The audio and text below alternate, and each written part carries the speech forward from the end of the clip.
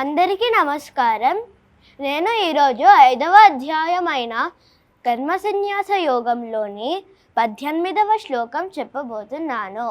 విద్యా వినయ సంపన్నే బ్రాహ్మణే గవిహస్తిని శుని చైవైశ్వపాకే చ పండితా సమదర్శినః.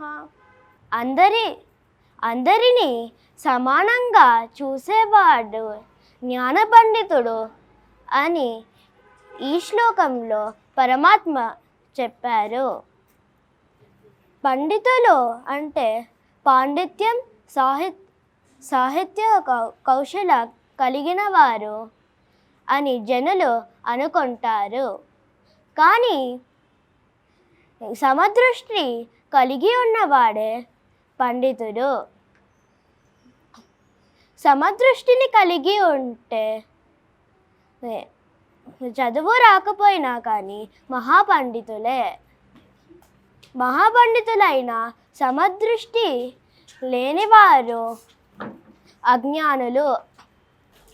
జనులకు 3 రకాల దృష్టి ఉంటుంది: దేహదృష్టి, మనోదృష్టి, ఇంకా ఆత్మదృష్టి. దేహదృష్టి చూసేవారు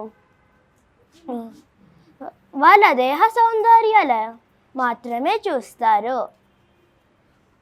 వాళ్ళు అధములు. మనోదృష్టి కలిగిన వారు వారి మనస్సు విద్యను చూస్తారు. వారు మధ్యమ జనులు. ఇక ఆత్మదృష్టి కలిగి ఉన్నవారు ఉత్తములు.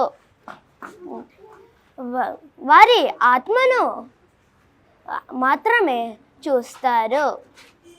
అందుకే మనం ఆత్మదృష్టి కలిగి ఉండడానికి ప్రాక్టీస్ చేయాలి.